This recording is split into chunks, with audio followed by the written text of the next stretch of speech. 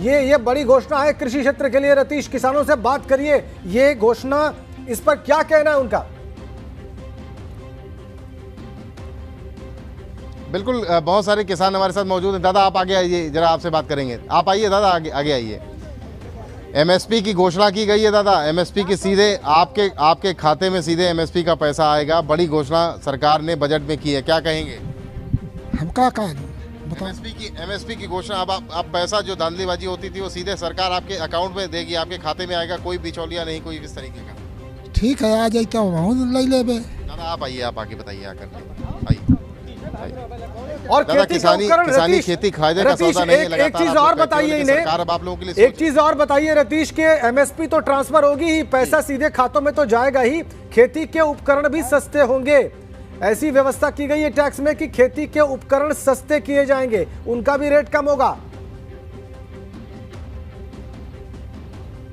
MSP के जरिए सरकार अब आपके खाते में सीधे पैसा भेजेगी और खेती के जो उपकरण आप लोग खरीदते हैं उनको भी सस्ता किया है सरकार ने बजट में। अच्छा, क्या कहेंगे? सस्ता किया है तो फायदे का सौदा है, आप लोगों के लिए फायदे की बात होगी। अभी जब हम अंधरा आखिन देख है तब पतिया सर, कहने कथनी और करनी में अंतर है। बजट में घोषणा कर दी गई है दादा। बजट में घोषणा जब हम उठा कर लाएंगे तभी कह सकते हैं। जब आप खरीदेंगे उपकरण तब पता चलेगा। हाँ, तब पता चलेगा। बताइए। क्योंकि सर अभी हाँ, खाद की बोरी जो थी पहले 300, 280 और 90 की मिल रही थी, अब वही खाद की बोरी बारिश हो गई तो 340 की दी है हमको।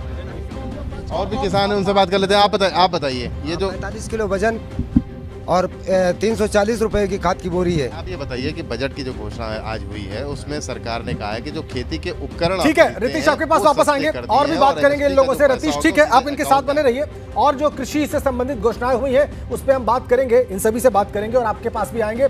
लेकिन ना, इस वक्त हमारे साथ एक अर्थशास्त्री हैं,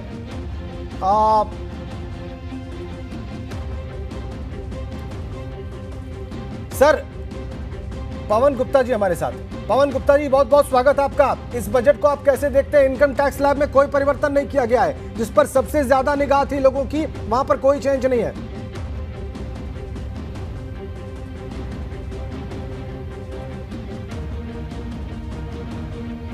पवन जी, आपको मेरी आवाज मिल रही है?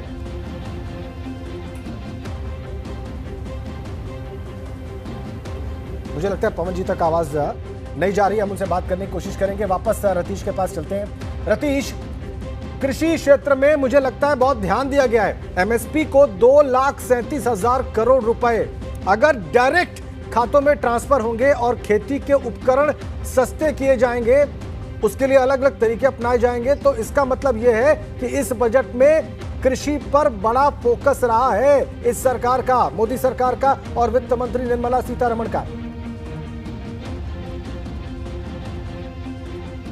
बिल्कुल, देखिए कोशिश करते हैं किसानों से बात करने के लिए। तमाम जो फायदे की बातें कही जा रही हैं बजट में, वो किसान किस तरीके से लगे। भैया आप इधर आ जाइए जरा, आप भी किसान हैं, युवा किसान हैं।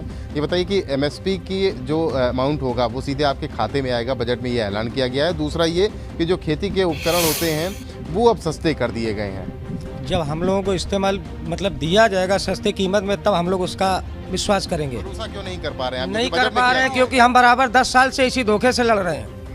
धोखा पे धोखा मिल रहा है, 10 साल हो गए, 5 साल से तो इतना धोखा मिला है जिससे हम लोग पीड़ित हो चुके हैं। क्या हम उस बजट पे इस्तेमाल मतलब 1300 की डीएपी की बोरी मिल रही हमें, हमारा जो धान है वो जा रहा है 1100 क्विंटल पे, तो हम किस प्रकार से इस पार्टी पे वो भरोसा करें? आप आगे आइए भैया, बताइए। उपकरण सस्ते किए गए हैं, आप आइए, बताओ दादा। उपकरण सस्ते कर दिए गए। अरे उपकरण सस्ते कर दिए गए तो उससे क्या है? अब अवेले तो 5 साल तो झेलना पड़ा था ही, तो अब इससे का फायदा है? अब 5 साल से कुछ नहीं हुआ, अब इलेक्शन आ गए तो सस्ते कर दिए गए। देखिए, बजट में सरकार ने प्रावधान जरूर कर दिया गया हो, लेकिन जिस जगह हम मौजूद हैं वहाँ के किसानों का ये कहना है कि उन्हें सरकार की और बजट की घोषणाओं पर एतबार नहीं है। बजट जब ये उपकरण खरीदने जाएंगे मार्केट में, बाजार में सस्ते मिलेंगे, तभी एतबार कर पाएंगे, क्योंकि डीएपी हो चाहे यूरिया हो, तमाम चीजों के दाम लगातार। ठीक है रतीश, आपके पास वापस आते हैं। ठीक है, ऑलराइट, ठीक है, आपके पास वापस आते हैं। हमने रिएक्शन सुन लिया। पवन गुप्ता जी एक बार फिर से हमारे साथ जुड़ गए, टैक्स एक्सपर्ट है।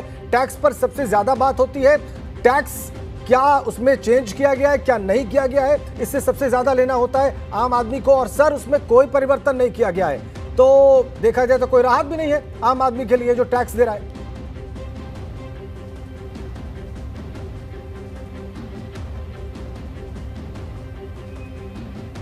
पवन जी, आपको मेरी आवाज मिल रही है? बंद हो गई है। जी हाँ, अमन मिल रही है, आवाज आपकी आ रही है। इनकम टैक्स स्लैब में कोई आवाज चेंज आ रही है नहीं है आपकी? सर, इनकम टैक्स स्लैब में कोई चेंज नहीं किया गया है। जी हाँ, बिल्कुल सही कह रहे हैं। मैं खुद भी ये एक्सपेक्ट कर रहा था कि मिडिल क्लास को कुछ राहत मिलेगी, लेकिन थोड़ा सा निराशाजनक रहा है कि मिडिल क्लास को कोई राहत नहीं मिल पाई है। हालांकि पेंशनर के लिए कुछ राहत दी गई है, जिसका डिटेल्स अभी देखने को नहीं मिल पाया है। दिव्यांगों को भी कुछ राहत की बात की गई है, लेकिन जो ब्रॉड सेक्शन कहा जाए, जिसके लिए हम बहुत उम्मीद कर रहे थे कि मिडिल क्लास को कुछ राहत मिलेगी, क्योंकि देखिए गरीबों को भी मिल गया है और अमीरों को तो मिल ही गया है, उन पर कोई कमी भी नहीं है। लेकिन जो मिडिल क्लास वर्ग था, जिसको थोड़ी राहत की उम्मीद थी कोविड के चलते, जो अपने परेशानी में था, तो वो लोग नहीं, उनको कोई उम्मीद, उनकी उम्मीद सारी की सारी खत्म हो गई है इस बजट को, क्योंकि उनके लिए कुछ नहीं है इकोनॉमिकली। वैसे कुछ नहीं है, वैसे बहुत कुछ है बजट के अंदर में, लेकिन इकोनॉमिक जो उनको रिलीफ मिल सकता था वो नहीं मिल पाया है, किसी तरह से भी नहीं मिल पाया है। जी, तो मतलब जो टैक्स दे रहा था और जिसके जो इनकम टैक्स दे रहे हैं और जिनके टैक्स के चलते ये रिलीफ मिल रही थी गरीबों को कोरोना काल में, जो टैक्स, उनको कोई राहत नहीं है। जी हाँ, उन मिडिल क्लास को कोई राहत नहीं मिली है। वो टैक्स दे रहा था, वो टैक्स देगा, और उसका टैक्स जो है ऐसे ही दूसरी जगहों में दे दिया जाएगा और सुविधाओं में दे दिया जाएगा, और वो देता ही रहेगा बेचारा। तो ये थोड़ा सा गलत हो रहा है, मैं जो देख रहा हूँ मिडिल क्लास के लिए। जी जी जी। और ये जो खेती के लिए जो चूंकि बहुत लंबा किसानों का आंदोलन चला, अब ये घोषणा हुई है कि 2,37,000 करोड़ रुपए सीधे खातों में ट्रांसफर होंगे और खेती के उपकरण सस्ते किए जाएंगे। इसको आप कैसे देखते हैं? ये रिलीफ है? 2,70,000 करोड़ रुपए का एलोकेशन है अगले बजट साल के लिए। तो ये अच्छी बात है, क्योंकि देखिए किसान, हमारे यहाँ किसान हमेशा से दिक्कत में रहा है। किसान को सीधा फ़ायदा मिलना चाहिए, बिचौलियों को फ़ायदा नहीं मिलना चाहिए, जो कि मेरा मानना है कि बिचौलिए खा जाते हैं बीच में पैसा, तो बिचौलियों को नहीं फ़ायदा दिया जाना चाहिए, सीधा किसानों को फ़ायदा मिले तो अच्छा रहेगा, क्योंकि किसान अन्न उगाता है, उसी से जो है सब लोग का पेट भरता है। तो किसानों को और राहत दी जानी चाहिए, जी जी, लेकिन सीधा फायदा किसानों को ही मिले, ऐसा सरकार को सुनिश्चित करना चाहिए। ठीक है, ठीक है, ठीक है सर, हम आपसे और बात करेंगे। हमारे संवाददाता नीतीश बनारस से हमारे साथ जुड़े हुए हैं, उनके पास चलते हैं। नीतीश, आप बनारसी साड़ियों की बात कर रहे थे सवेरे, और यहाँ पर कुछ चीजें सस्ती हुई हैं, देखना होगा इसमें, इस बजट के ऐलान में वहां पर जो लोग मौजूद हैं। देखिए, इनकम टैक्स में कोई परिवर्तन नहीं है, तो मिडिल क्लास को कोई राहत नहीं है नीतीश, ये बहुत साफ बात है। इसके अलावा भले बड़ी घोषणाएं हुई हों, जैसे कि नेशनल हाईवे बनाया जाएगा, कुछ चीजें सस्ती होंगी, इसमें बनारस के लोग क्या खास देख रहे हैं अपने लिए? राजन जी, इस वक्त मैं व्यापार जगत से जुड़े हुए लोगों के साथ हूं, और इनको उम्मीद थी मध्यम उद्योग किस तरह से आगे बढ़े, इसे लेकर आज के बजट से इन्हें खास उम्मीद थी। और यूपी चुनाव है, आने वाले समय में यूपी चुनाव है, तो ये लोग ये उम्मीद जताए थे कि चुनाव से संबंधी जो बजट होगा कुछ लाभ देने वाला होगा। लेकिन जो व्यापार जगत से जुड़े हुए लोग हैं, इनसे जान लेते हैं क्या देखा क्या आपने और किस तरह का लाभ। देखिए, व्यापारी वर्ग को कुछ खास समझ में नहीं आया। ठीक है, हम लोग ट्रेडिशनल आदमी है, लेकिन इसमें हाईटेक बातें ज़्यादा कही गई।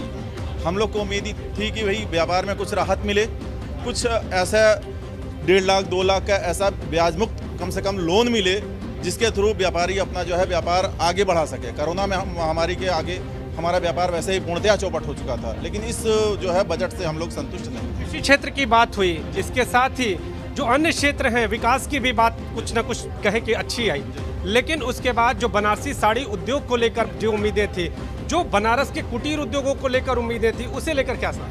भाई साहब, कुल मिला के अगर कहा जाए तो ये एकदम सुपर फास्ट की तरह आया और सर के ऊपर से गुजर गया। अच्छा, ठीक है नीतीश, ऐसा लग रहा है बात समझ में नहीं आई है बहुत ज्यादा। नीतीश, 6,000 करोड़ रुपए एमएसएमई यानी छोटे और लघु और मध्यम उद्योगों के लिए 6,000 करोड़ रुपए का प्रावधान है। दिखाई नहीं पड़ा, पर ये मैं ये देख रहा हूँ क्योंकि इन्होंने चारों तरफ काम किया है। उन्होंने सड़कों में ध्यान दिया है, इंफ्रास्ट्रक्चर में भी काम किया है, क्योंकि 400 वंदे भारत ट्रेन भी चालू कर रहे हैं। सब सही है, लेकिन हमारा ये कहना है कि आपने जो निःशुल्क राशन की व्यवस्था की है उसका दायरा बढ़ाइए, आपने जो पेंशन की है उसका आप दायरा बढ़ाइए। हमारी मांग रही है शुरू से कि आप व्यापारियों को भी स्वास्थ्य बीमा का लाभ दीजिए, सभी व्यापारियों को स्वास्थ्य बीमा का लाभ मिले। आपसे जानेंगे एमएसएमई सेक्टर को जो चीज़ें सामने आई लेकर, उसे लेकर कितना और जो उम्मीदें थी क्या उस पर खरा उतरा है? नहीं, व्यापारी वर्ग के लिए हरदम से कहा गया है, भाजपा जो है व्यापारी वर्ग के लिए यही बनी है, लेकिन व्यापारी वर्ग पता नहीं क्यों उतना ध्यान नहीं दे पा रही है। प्रयास हो रहा है शायद, लेकिन हम लोगों को तो पहुंच नहीं पा रहा है। बाकी जय जवान जय किसान जो शुरू से नारा है, उनका मेन फोकस पूरा किसानों पे है। हरदम से लगातार से वो किसानों को फायदा करा रही है। अगर वहाँ से वो पैसा कमाएंगे, आगे बढ़ेंगे तो हम लोग को बाजार आएगी और बढ़िया फायदा मिलेगा ही मिलेगा। जी आप बताइए। कम 400 ट्रेनें चला रहे हैं और 16,000 किलोमीटर सड़क बना रहे हैं, डिजिटल इंडिया कर रहे हैं। काफ़ी कुछ इन लोगों ने किया है अपने तरीके से सबको संतुष्ट करने के लिए इस बजट में। और भी लोगों से बात करते हैं। गुनगीत, आप युवा हैं, आपकी उम्मीदें किस तरह की थी और ये बजट कितना उम्मीदों पर खरा उतरा? एकदम खरा उतरा है। जैसे पिछली बार बजट आया तो उससे बहुत ही अच्छा इस बार भी आया है। जो युवाओं के लिए इन्होंने किया है, जैसे मोबाइल की नई टेक्निक्स और नई टेक्नोलॉजी को डेवलपमेंट पे बोला है और इंटरनेट की सुविधाओं के लिए बोला, उससे युवाओं को रोजगार मिलेगा। जैसे शेयर्स मार्केटिंग या क्रिप्टो में जो लोग लगाते हैं, उससे उनकी नेट की सर्विस सही होगी, 5G आएगा तो उनसे और ईजी से वो लोग कमा सकेंगे। और जो मिडिल क्लास और गरीब वर्ग है, जो हम लोग अपर क्लास वाले हैं, वो टैक्स पे करते हैं, तो उनके लिए है। तो गरीबों के लिए बहुत ही अच्छा बजट इस बार सामने आया है। गरीबों के लिए ये बजट अच्छा है ऐसा कहना है युवाओं का। लेकिन हमारे साथ कुछ और भी लोग हैं। आपने बजट सुना, इस बजट को कितने नंबर देंगे और किस स्तर पे? बजट में हम 10 में 7 नंबर देंगे। तो ये बहुत ही विकास उन्मुखी बजट है, परंतु इसमें यह है कि आम नागरिकों को बहुत कुछ नहीं मिला जिसकी उम्मीदें थी। तो इस लिहाज से इसको आम नागरिकों के लिए भी, जैसे कि इनकम टैक्स स्लैब में बदलाव करना चाहिए, कुछ छूट बढ़ाना चाहिए। जो 2.5 लाख की इनकी लिमिट है उसको बढ़ा के और आगे ले जाना चाहिए। कृषि क्षेत्र के लिए, एमएसएमई जो सेक्टर है उसके लिए, इसके अलावा जो बात कही गई कि विकास को बढ़ावा, ट्रेनें और ये सारी जो चीज़ें सामने आई, तो उसे लेकर आप इसे क्या कहते हैं? नहीं, जहाँ तक आपके ट्रेनों की बात है, 400 वंदे भारत ट्रेन देना बहुत बड़ी बात है। ये जब 400 वंदे भारत ट्रेन देंगे तो उस पर जरूरी का विकास बिल्कुल होगा, उसमें कोई दो राय नहीं है। तो इसमें जो कि एमएसएमई सेक्टर के लिए काफ़ी डिक्लेरेशन किया गया, वित्त मंत्री ने काफ़ी कुछ बोला है, तो एमएसएमई को बढ़ा दिया गया है, जिसका कि हम लोग जो भी तरक्की देखेंगे कुछ समय बाद मिलेगा, तुरंत अभी हमको नहीं दिखेगा। पर ये ऑब्वियस है कि 2 साल 3 साल में हमारा इंफ्रास्ट्रक्चर आगे बढ़ेगा। महिलाओं को भी उम्मीद थी राजेंद्र जी, और जो महिलाएं यहाँ पर पहुंची थी इस पूरे बजट को देखने के लिए, इनसे बातचीत कर लेते हैं। जरा आप इधर आ जाए और आपके पास वापस आएंगे नीतीश। उत्तर प्रदेश के पूर्व वित्त मंत्री लालजी वर्मा जी इस वक्त हमारे साथ जुड़े हुए हैं। वर्मा जी, बहुत स्वागत है आपका। आपको मेरी आवाज मिल रही है? मिल रही, धन्यवाद बहुत बहुत। बहुत स्वागत आपका। ये बताएं कि आपका क्या रिमार्क है जो अभी आम बजट प्रस्तुत हुआ है उस पर? ये जो आम बजट है ये निराशाजनक है। इसमें मिडिल मैन के लिए, किसान के लिए, आम जनता के हितों का ध्यान नहीं रखा गया है। केवल पूंजीपतियों के विकास का बजट है। आम जनता के लिए ये निराशाजनक है, विशेष रूप से किसान के लिए, बेरोजगार नौजवानों के लिए। जी। इस बजट में कुछ भी नहीं है। 2,70,000 करोड़ तो सर कृषि क्षेत्र के लिए आवंटित किए गए हैं और कहा जा रहा है कि एमएसपी डायरेक्ट ट्रांसफर की जाएगी खातों में। इतना बड़ा देश है जिसमें किसान 70% लोग खेती करते हैं जी। ऐसे देश के लिए ये बिल्कुल निराशाजनक है। किसानों को जब तक मिनिमम, इससे ज्यादा होना चाहिए था, क्या होना चाहिए था, ये स्पष्ट करें सर।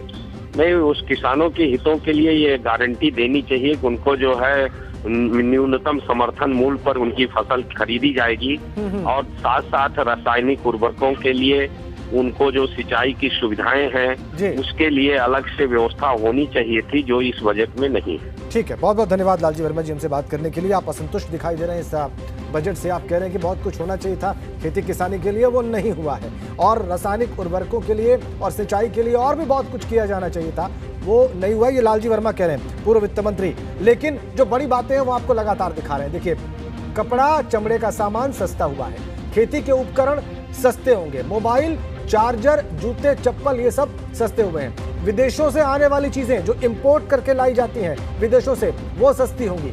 ये राहत की बात हम आपको बता रहे हैं, ये बड़े ऐलान है। खेती के उपकरण सस्ते, कपड़ा और चमड़े का सामान सस्ता, मोबाइल फोन और चार्जर सस्ते होंगे।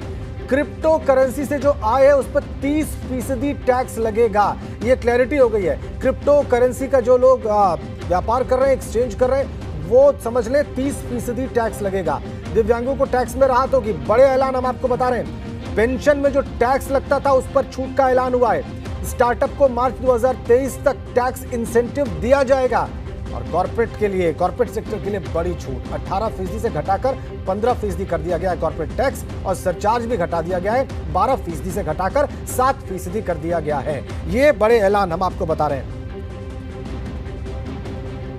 ये जो बड़े ऐलान है इस पर आइए और बात कर लेते हैं। पवन गुप्ता जी हमारे साथ हैं।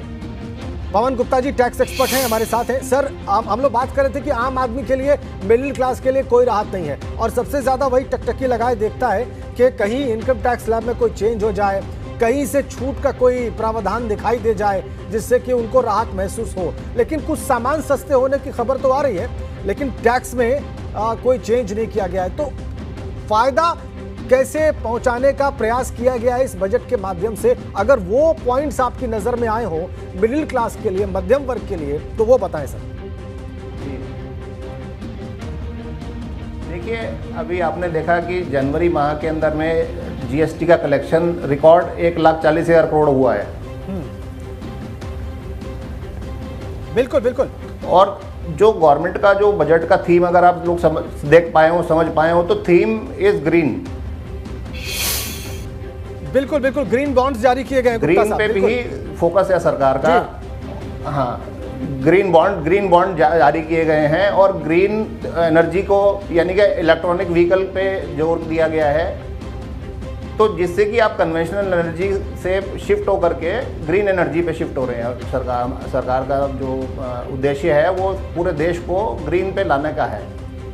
अब ये सब चलते लोगों को इनडायरेक्ट बहुत बेनिफिट मिलने वाला है, मिडिल क्लास को भी बहुत फ़ायदा होगा। लेकिन क्या है कि जो सिर्फ सीधा फ़ायदा जो देखा जा रहा था वो नहीं मिल पाया है। ठीक है सर, सीधा फायदा नहीं मिल पाया है। और बात करेंगे हम लोग क्रिप्टो करेंसी को लेकर। बहुत सारी चर्चाएं थी, क्या है, कितना कानूनी है, कितना कानूनी नहीं है, क्या लाभ इससे होना चाहिए, किस तरह इस्तेमाल होनी चाहिए, कैसे लीगलाइज किया जा सकता है। तो इस बजट में बहुत सारी घोषणाएं क्रिप्टो करेंसी को लेकर हुई हैं। गुंजन के पास चलते हैं, मेरी सहयोगी इस वक्त मेरे साथ है। वो इसके संबंध में जो भी बड़े ऐलान है आपको दिखाने जा रही है। गुंजन। बिल्कुल राजेंद्र, क्रिप्टो करेंसी को लेकर तमाम सारी बातें हमने पिछले दिनों सुनी है। क्रिप्टो करेंसी लीगल है या नहीं है, इसको लेकर भी कई तरीके के सवाल खड़े हुए। लेकिन इस बजट में एक बात तो साफ हो गई है, क्रिप्टो की कमाई पर 30% का टैक्स है। यानी कि सवाल अब यही है कि क्रिप्टो करेंसी क्या अब सरकार की ओर से लीगल कर दी गई है। कॉर्पोरेट टैक्स 18% से 15% कर दिया है। आम बजट का ये सबसे बड़ा धमाका है, क्योंकि क्रिप्टो करेंसी को लेकर पिछले दिनों काफी उछाल और गिरावट हमने देखने को मिली थी। अब 10 करोड़ पर कॉर्पोरेट टैक्स लगाया जाएगा। इसके अलावा जो 30% का मार्जिन है, क्रिप्टो करेंसी से होने वाली कमाई पर 30% का टैक्स लगाया जाएगा। ये सबसे बड़ी घोषणा क्रिप्टो करेंसी को लेकर, टैक्स को लेकर की गई है। इसके अलावा कॉर्पोरेट पर सरचार्ज 12% से 7% तक हो चुका है। ये एक बड़ा ऐलान हुआ है, बड़ा धमाका हुआ है। इनकम टैक्स नियमों में बड़े सुधार किए जाएंगे। आम आदमी के लिए, मिडिल क्लास के लिए ये बेहद अहम हो जाता है इनकम टैक्स को लेकर। अब उन नियमों में कुछ सुधार की गुंजाइश है। 2022 में 5G स्पेक्ट्रम की नीलामी होगी, ये एक बड़ी घोषणा हुई है। इसके अलावा स्टार्टअप टैक्स पर छूट 31 मार्च 2023 तक के लिए बढ़ा दी गई है। डिजिटल यूनिवर्सिटी बनाने की योजना भी अब इस बजट में शामिल की गई है। इसके अलावा डेटा सेक्टर को इंफ्रा सेक्टर का दर्जा अब सरकार की ओर से दिया जाएगा। SEZ एक्ट के दायरे में नियम में कुछ बदलाव किए जाएंगे, ये भी इस बजट में शामिल किया गया है। इसके अलावा ड्रोन बनाने के लिए स्टार्टअप को बढ़ावा दिया गया है, जिससे कहीं ना कहीं बहुत सारे फायदे होंगे रोजगार के लिहाज से भी। इसके साथ साथ टेक्निकलिटीज के फॉर्म में भी बहुत सारे फायदे होंगे। ड्रोन बनाने के स्टार्टअप्स को बढ़ावा यहाँ पर दिया गया है। तो ये तमाम वो पॉइंट्स हैं जिस पर फायदा भी होगा, नुकसान भी होगा। तो इस तरीके से ये समझने की कोशिश कीजिए कि आज जो आम बजट आया, उस आम बजट में क्या कुछ रहने वाला है। किसानों को MSP के लिए 2.7 यानी कि करीब 2.5 लाख करोड़ रुपए से ऊपर का जो राशि है वो दी जाएगी। इसके अलावा किसानों को बड़ा फायदा होगा ही। प्रधानमंत्री आवास योजना महत्वपूर्ण योजना है प्रधानमंत्री की, 80 लाख नए घर बनाए जाएंगे, ये भी इसमें शामिल किया गया है। इसके अलावा अगर और बात करें तो पेयजल योजना के लिए भी 60,000 करोड़ रुपया इस बार के इस बजट में शामिल किया गया है।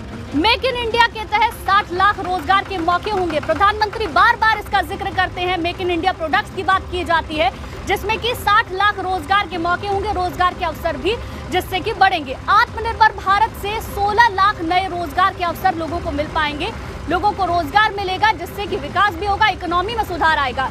ECLGS स्कीम को मार्च 2023 तक के लिए बढ़ा दिया गया है। एक और जो बड़ी घोषणा की गई है बजट में, जिसे शामिल किया गया है, ECLGS स्कीम के तहत 5 लाख करोड़ कुल मिलाकर अब कवर किया जाएगा। कपड़ा मकान वाले, ये तमाम वो ऐलान है। केन बेतवा बेहद महत्वपूर्ण है। रिवर लिंक के लिए 1400 करोड़ रुपए की रकम इसके लिए तय की गई है। तो ये तमाम वो पॉइंटर्स हैं जो हम आपको बता रहे हैं। बजट में खास चीजें हैं। कपड़ा मकान वाले ये तमाम ऐलान है। किसानों के लिए जो ऐलान हुए, क्रिप्टो करेंसी को लेकर जो ऐलान हुए, इनकम टैक्स को लेकर जो ऐलान हुए, तमाम वो चीजें हम आपको बता रहे हैं। क्योंकि इस बार का बजट अपने आप में इसलिए भी खास है क्योंकि चुनावों से पहले आने वाला ये बजट है। ऐसे में यूपी के लिए क्या है, उत्तराखंड के लिए क्या है और बाकी के जो राज्यों में चुनाव होने हैं वहां पर क्या है, इसको लेकर ये बजट बेहद खास। Rajendra, over to you.